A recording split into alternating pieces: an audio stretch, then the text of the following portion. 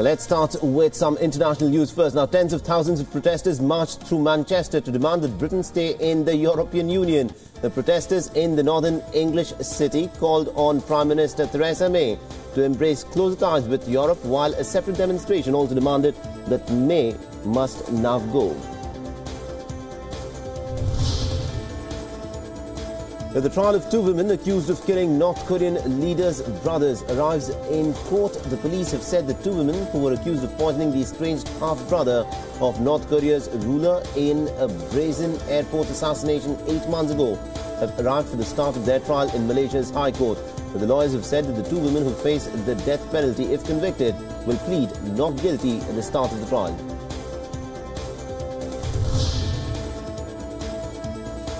Nearly 2 weeks after Mexico's massive earthquake, the rescuers retrieved the bodies of 8 people who were trapped underneath the rubble of an office building amidst public criticism of the rescue efforts.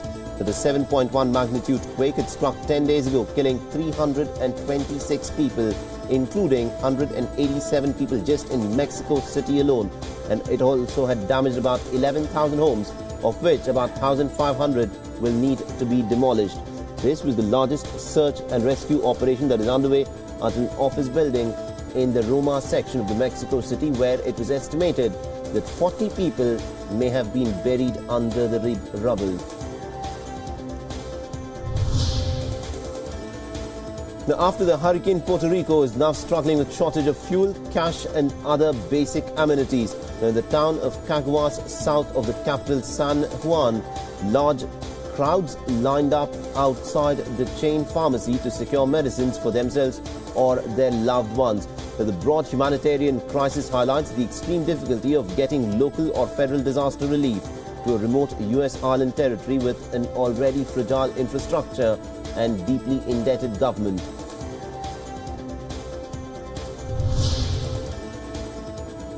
Now, an elderly woman was applauded as she left a polling station in Barcelona after voting in Catalonia's independence referendum on Sunday.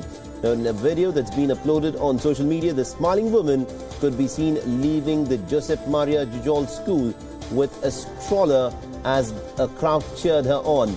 The preliminary results on the referendum have said that it had been banned by Spain's constitutional court and declared illegal by Madrid point to an overwhelming majority for the Catalans to leave Spain.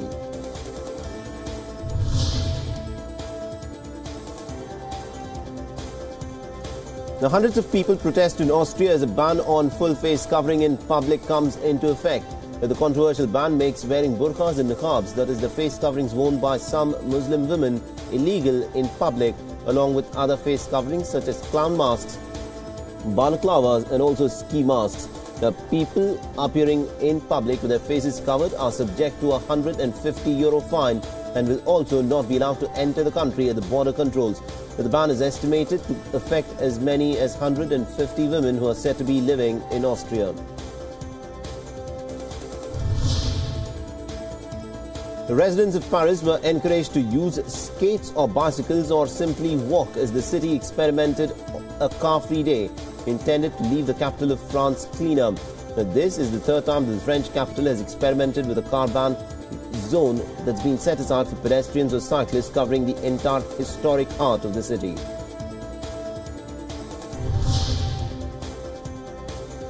The first same-sex marriage took place in Germany after the parliament approved marriage equality in June.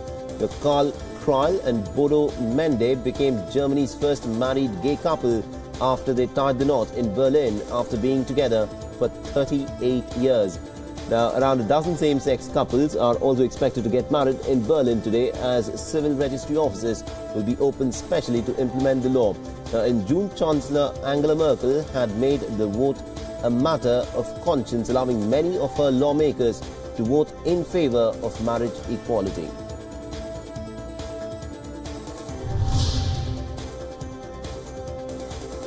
Now, the Vanuatu volcano erupts, sparking Dunkirk-style evacuation as residents flee lava bombs.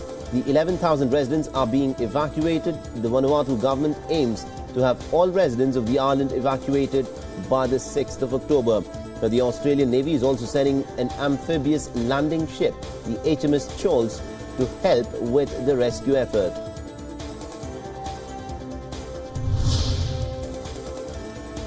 The 2 months after the disappearance of Santiago Maldonado, thousands of protesters took to the streets of Buenos Aires to demand that the government do more to find the missing person.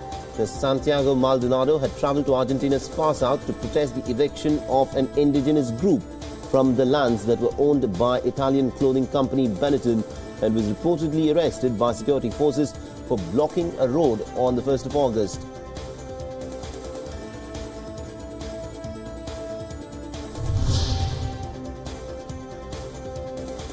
Now, Benghazi's commercial port has officially reopened after a 3-year closure. It was closed due to fighting between rival factions in the East Libyan city. The port does not export oil but imports gas and some petroleum products as well as general cargo, and local costs for these are expected to be reduced by the port's reopening.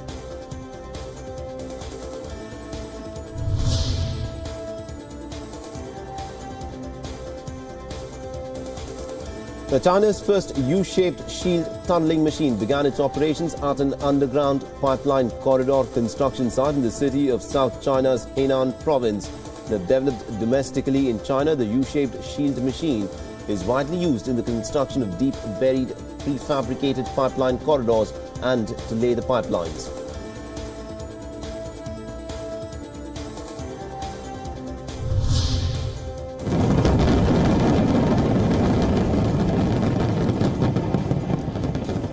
Now, Hong Kong marks China's National Day with fireworks. A 23-minute fireworks display lit up Hong Kong's Victoria Harbour on Sunday night to celebrate China's National Day. Thousands of people had gathered to watch the fireworks launched from 3 barges in the middle of the harbour.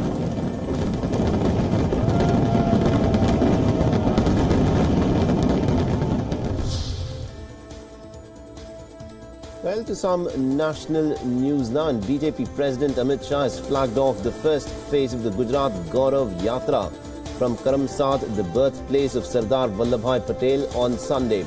Now, before starting the Yatra, he also accused the Congress of meting out injustice to the state for 3 generations.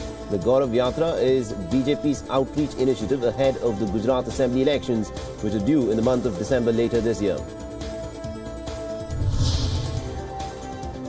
The President Ramnath Kovind inaugurated the newly built airport at Shirdi in Maharashtra as in the Ahmednagar district.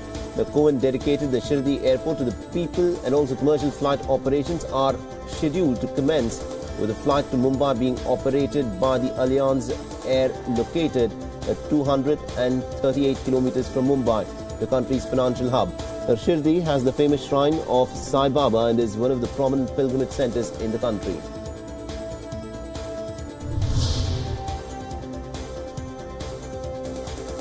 The Congress Rajasthan leader Sachin Pilot has hinted that Rahul Gandhi may take over as the Congress president shortly after Diwali.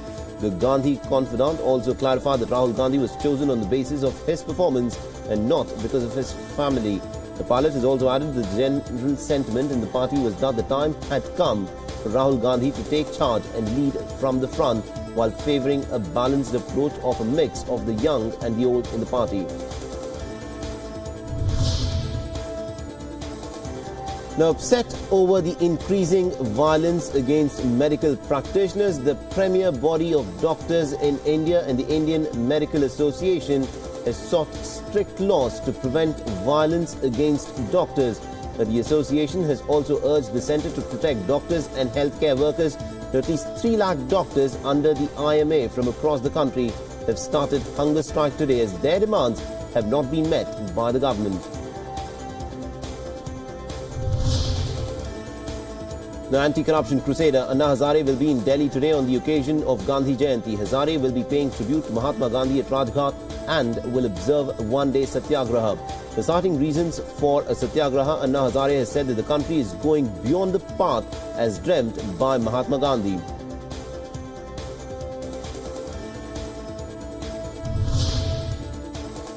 The Kashmir's Rajouri district village is in the phase of development as the area gets well-laid roads, bunkers and also other basic infrastructure under the Border Area Development Program.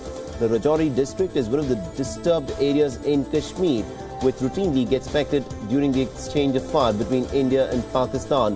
Besides Jammu and Kashmir, Indian Home Ministry has also approved the Model Village Plan for 16 other states that share the border with Pakistan, China, Nepal, Bhutan, Bangladesh and Myanmar.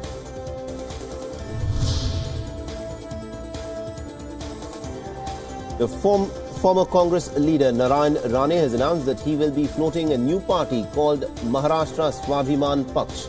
This comes a week after Rane quit the Congress and had met BJP chief Amit Shah. Amidst wide speculations that he was likely to join the BJP, and Rane's new party is now expected to support the BJP government in Maharashtra. The local train en route from Chhatrapati Shivaji Maharaj terminus to Gujarat derailed, adding to the series of derailments in India. While no injuries have been reported, this derailment comes barely days after a stampede at the overbridge at Mumbai's Elphinstone railway station, which ended up claiming 23 lives.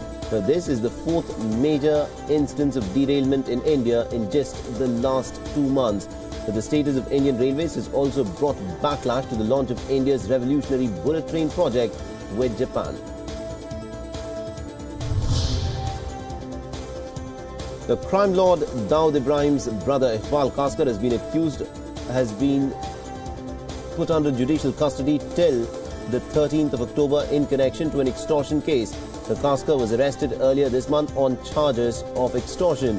The police say that they are presently investigating whether Dawood was involved personally in his brother's racket, and Kaskar was also reportedly using his brother's name to demand huge sums of money as extortion. The Chief Minister of Madhya Pradesh has launched the single-click pension delivery scheme that will now allow money to directly go into the account of the beneficiaries. This move by the Chief Minister Shivraj Singh Chauhan will benefit reportedly about 3.5 million people in the state of Madhya Pradesh. The Chauhan also honoured elderly people aged more than 100 with the Shatayu Award.